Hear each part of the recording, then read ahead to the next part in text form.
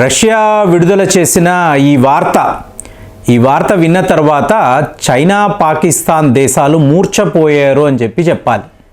ఎందుకంటే ఇలాంటి స్టోరీ మీరు మామూలుగా వినలేరు. ఇది మోస్ట్ అన్యూజువల్ ఒక విషయం. చూడండి, 1987 ఈ ప్రాంతాల్లో భారత్ ఏం చేసింది అంటే, ఇప్పుడు సుఖాయ్ విమానాలు అంటాం, అలాగే మిగ్ రకము విమానాలు MiG-29 అంటాం. సో ఈ విమానాలు మనం రష్యా వద్ద కొన్నాం. ఇప్పుడు ఈ MiG-29 అనబడే విమానాలు ఉన్నాయి చూసారా, దగ్గర 66 యుద్ధ విమానాలు ఉన్నాయి మన దగ్గర. 3 స్క్వాడ్రాన్స్ అని చెప్తారు.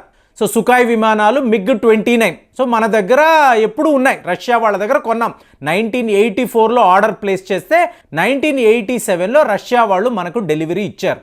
సో ఇక్కడ దాకా బాగానే ఉంది. కానీ చూడండి, ఈ విమానాలను ఎదుర్కోవాలంటే, అంటే భారత్లో ఉండే సుఖాయ్ విమానాలు, ఈ మిగ్ రకము విమానాలు, వీటిని ఎదుర్కోవాలి అంటే మన దగ్గర కూడా శక్తివంతమైన యుద్ధ విమానాలు ఉండాలి, కాంపాక్ట్ ఫైటర్ జెట్స్. సో ఇవి ఉండాలి అని పాకిస్తాన్, చైనా వాళ్ళు ఒక బృహత్తరమైన ఒక కార్యక్రమం, దీన్నే JF-17 అంటారు. అంటే ఇది మా టాప్ క్లాస్ ప్రాజెక్ట్ అని చెప్పి చైనా వాడు చెప్తాడు, అలాగే పాకిస్తాన్ వాళ్ళు కూడా చెప్పుకుంటారు. అంటే పాకిస్తాన్ ఏరోనాటికల్ కాంప్లెక్స్, అలాగే చెంగుడు ఎయిర్ క్రాఫ్ట్ కార్పొరేషన్ అంటారు. సో వీళ్ళు కలిసి JF-17 అనబడే అతి శక్తివంతమైన ఒక యుద్ధ విమానాన్ని తయారు చేశారు. అంటే ఇది ఒక సింగిల్ ఇంజిన్ విమానం అండి, 4th జనరేషన్ విమానము. మీకు పాకిస్తాన్ వరకు ఇది చాలా చాలా పవర్ఫుల్. కానీ విచిత్రం ఏంటో చెప్పమంటారా, చైనా వాడి యొక్క చెంగుడు ఎయిర్ క్రాఫ్ట్ కార్పొరేషన్, అలాగే పాకిస్తాన్ యొక్క ఏరోనాటికల్ కాంప్లెక్స్, వీళ్ళు మొత్తము విమానాన్ని తయారు చేశారు. ఇంజిన్ మాత్రము RD-33 అనబడే ఇంజిన్ని ఫిట్ చేశారు. ఈ ఇంజిన్ ఎక్కడి నుంచి వస్తుంది అంటే రష్యా నుంచి. అంటే చైనా వాడు చాలా పెద్ద లెవెల్లో క్లెయిమ్ చేసుకుంటాడు, నా దగ్గర ఉండే విమానాల్లో నా సొంత ఇంజిన్లను ఫిట్ చేస్తాను. అలాంటిది ఏమీ లేదండి, వీళ్ళు రష్యా మీదే ఆధారపడతారు. సో రష్యా వాళ్ళు ఏం చేశారు, RD-33 అనబడే ఇంజిన్ను ఈ JF-17లో ఫిట్ చేశారు. మరి ఇందులో ఉండే గమ్మత్తైన విషయం ఏంటంటే, మన దగ్గర ఉండే సుఖాయ్ 30 విమానాలు, అలాగే MiG-29 విమానాలు, వీటిల్లో కూడా RD-33 అనబడే ఈ ఇంజిన్లనే మనం ఫిట్ చేసాం. సో ఇప్పుడు మీకు విషయం అర్థమై ఉంటుంది. మీకు JF-17 ప్రాజెక్టు మొదలైన దగ్గర నుంచి ఏదో ఒక సమస్య.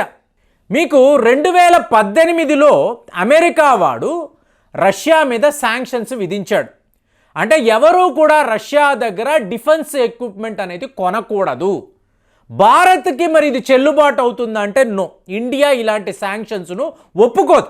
రష్యాకు మాకు ఉండే స్నేహము చాలా గొప్పది, ఎవరు ఎటువంటి శాంక్షన్స్ విధించినా మా స్నేహాన్ని ఎవరు పాడు చేయలేరు. సో పాకిస్తాన్ లాంటి దేశాలు అమెరికా వాడు బాబోయ్ రష్యా మీద వీళ్ళు శాంక్షన్స్ విధించారు, మనము రష్యా దగ్గర ఏమీ కొనలేము. ఆటోమేటిక్గా ఏమైంది, ఈ ఇంజిన్లు ఆగిపోయాయి. ఇంజిన్లకు సంబంధించిన మెయింటెనెన్స్, స్పేర్ పార్ట్స్ మొత్తము రష్యా నుంచి రావడము ఆగిపోయి. ఎందుకు, అమెరికన్ డాలర్లో మీరు పేమెంట్ చేయాలి. అటువంటి ఒక ట్రాన్సాక్షన్ మీరు రష్యాతో చెయ్యలేరు. ఎందుకు, రష్యా మీద శాంక్షన్స్. దాంతో పాకిస్తాన్ వాడు, చైనా వాడు ఏం చేయాలో అర్థం కాలేదు. ఇప్పుడు చైనా వాడు వెళ్ళి రష్యా వాళ్ళతో ఒప్పందం పెట్టుకున్నా అమెరికా వాడు శాంక్షన్ విధిస్తాడు. అమెరికా శాంక్షన్స్ అంటే లక్షల కోట్లు నష్టం, చైనా వాడి పని చేయలేడు. మోరోవర్ పాకిస్తాన్ కోసం ఇంత రిస్క్ నేను ఎందుకు తీసుకోవాలి, ఇది చైనా వాడు ఆలోచిస్తాడు. మరి పాకిస్తాన్ అంటారా, అమెరికాకు వ్యతిరేకంగా ఇంత ఒక చిన్న పని కూడా వాళ్ళు చేయలేరు. దాంతో ఇప్పుడు ఏమైంది, రష్యా నుంచి రావలసిన ఇంజిన్లు, స్పేర్ పార్ట్స్ ఏమీ రావడం లేదండి. టోటల్గా JF-17 అనబడే యుద్ధ విమానాలు ఒక మూల పడిపోయాయి. 50% ఆఫ్ ద ఫ్లైట్స్ ఇవాళ మీకు టోటల్గా ఆపరేషన్ చేయడానికే ఉపయోగపడడం లేదు. ఇలాంటి ఒక క్లిష్ట పరిస్థితి. అంటే బిగినింగ్ నుంచి కూడా భారత్ను ఎదిరించాలి అని చెప్పి వీళ్ళు JF-17ని తయారు చేయాలనుకున్నారు. రష్యా వాళ్ళు ఏ ఒక పని చేసినా ఫైనల్గా ఇది భారత్కు ఉపయోగంగానే ఉంది. మరి వాళ్ళు తెలిసి చేస్తారో తెలియక చేస్తారో, వాళ్ళు ఏం చేసినా ఫైనల్గా అది భారత్కి అడ్వాంటేజ్. సో ఇవాళ మీకు రష్యాకు భారత్కి మధ్య ఒక కాంట్రాక్ట్ మొన్నే సైన్ చేశారు. ఎంత ఈ deal, $650 million American dollars. Hindustan Aeronautics లిమిటెడ్కును రష్యాకు సంబంధించిన ఒక డిఫెన్స్ కంపెనీ అంటే ఈ RD-33 అనబడే ఇంజిన్ తయారు చేస్తారు చూసారా, వాళ్ళకి హిందుస్థాన్ ఏరోనాటిక్స్ లిమిటెడ్ మధ్య ఒక ఒప్పందం ఏకంగా 5,249 కోట్లు. సో ఈ ప్రాజెక్టు ప్రకారం ట్రాన్స్ఫర్ ఆఫ్ టెక్నాలజీ ఉంటుంది. అంటే RD-33 అనబడే ఇంజిన్ ఎలా తయారు చేయాలో రష్యా వాళ్ళు ఆ టెక్నాలజీని ఇవాళ HALకి ఇచ్చారు. వీళ్ళు ఒరిస్సాలో ఉండే కోరాపుట్ డివిజన్ ఇక్కడ ఇంజిన్లు తయారు చేయబోతున్నారు. అంటే ఏంటి, JF-17కి సంబంధించిన ఇంజిన్లు భారత్లో ఇక్కడ ఒరిస్సాలో తయారవుతాయి. ఇది వార్త. ఏమండి, మనం పాకిస్తాన్ కోసం తయారు చేస్తున్నామంటే వాడి కోసం మనం ఎందుకంటే ఆలోచిస్తాం, లేదు చైనా వాడి కోసమా? నథింగ్ అండి, అలాంటిది ఏమీ లేదు. మనము మన MiG-29 విమానాల కోసము అంటే వీటి యొక్క ఇంజిన్లు పాడైపోయాయి. సో ఈ ఇంజిన్లు మార్చడానికి మనము మన దేశంలోనే రష్యా టెక్నాలజీని వాడి ఈ ఇంజిన్లు తయారు చేస్తాం. సో ఇలాంటి ఒక వార్త వచ్చినప్పుడు పాకిస్తాన్ వాడికి చైనా వాడికి ఎలా ఉంటుంది? తన విమానంలో ఒక ఇంజిన్ దాన్ని రష్యా వాళ్ళు ఇవ్వడం లేదు. మరి ఈ ఇంజిన్లు ఎక్కడండి తయారవుతున్నాయంటే భారతదేశంలో మీకు ఒరిస్సాలో తయారు చేస్తున్నారండి, హిందుస్థాన్ ఏరోనాటిక్స్ లిమిటెడ్ వాళ్ళు చేస్తున్నారండి, వాళ్ళు వాళ్ళ విమానాల కోసం చేస్తున్నారండి, వాళ్ళు మీకు ఇవ్వరండి అంటే వాడికి ఎలా ఉంటుంది? సో పాకిస్తాన్ యొక్క JF-17 అనబడే ప్రాజెక్టు ఎంత ఒక అట్టర్ ఫ్లాప్ అంటే దీనికి కారణం మీరు అమెరికా అంటారా? ఏంటంటే అమెరికా వాడు ఎక్కడంటే వాడు శాంక్షన్స్ విధించడం వల్లే కదా పాకిస్తాన్ వాళ్ళు రష్యా దగ్గర కొనలేకపోయారు. మరి రష్యా వాళ్ళు దెబ్బ కొట్టారా అంటే రష్యా వాళ్ళు పనిగట్టుకొని ఈ ట్రాన్స్ఫర్ ఆఫ్ టెక్నాలజీ అనండి, రిపేర్లు అనండి, మెయింటెనెన్స్లు అండి భారత్కి అప్పచెప్పారు. మీరే అప్గ్రేడేషన్ చేసుకోండి, మీరే మెయింటెనెన్స్ చేసుకోండి, మీరే రిపేర్లు చేసుకోండి, మీ ఇష్టము. ఈ ఇంజిన్కి సంబంధించిన టోటల్ రైట్స్ మీకు ఇస్తున్నాము అని చెప్పి రష్యా వాళ్ళు చెప్పారంటే ఇది రష్యా వాళ్ళు కొట్టిన దెబ్బ.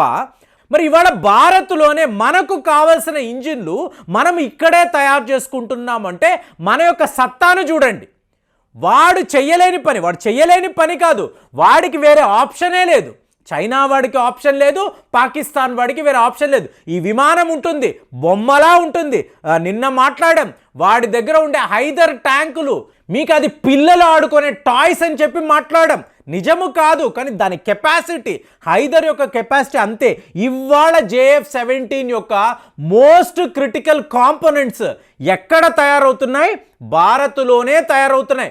వాళ్ళ కోసరం కాదండి, మన సుఖాయి విమానాలు, మన MiG-29 విమానాల కోసరము మనం ఆ కాంపోనెంట్స్, సిస్టమ్స్, ఆఖరికి RD-33 ఇంజిన్ని కూడా మనమే తయారు చేసుకుంటున్నాము. మనం పాకిస్తాన్కో చైనాకో ఇవ్వము. చైనా వాడైతే లిటరల్గా పాకిస్తాన్ని గాలికి వదిలేశాడు. విమానాలు లేక JF-17 చాలా అద్భుతమని మాట్లాడిన పాకిస్తాన్ ఇవాళ ఒక విమానాన్ని కూడా ఎక్కడ ఎటువంటి ఎయిర్ షోస్లో కూడా చూపించలేని ఒక దారుణమైన సిచ్యువేషన్. చూడండి రష్యా వాళ్ళు ఎంత పెద్ద పని చేశారు అంటే టోటల్గా భారత్కి అడ్వాంటేజ్గా చేశారు, పాకిస్తాన్ చైనాలను నట్టేట ముంచారు అనేదే ఇందులో వాస్తవము. మరి దీని మీద మీ కామెంట్స్ ఎలా ఉన్నాయో తెలియజేయండి. మళ్ళీ వచ్చే వీడియోలో కలుద్దాం. జై హింద్.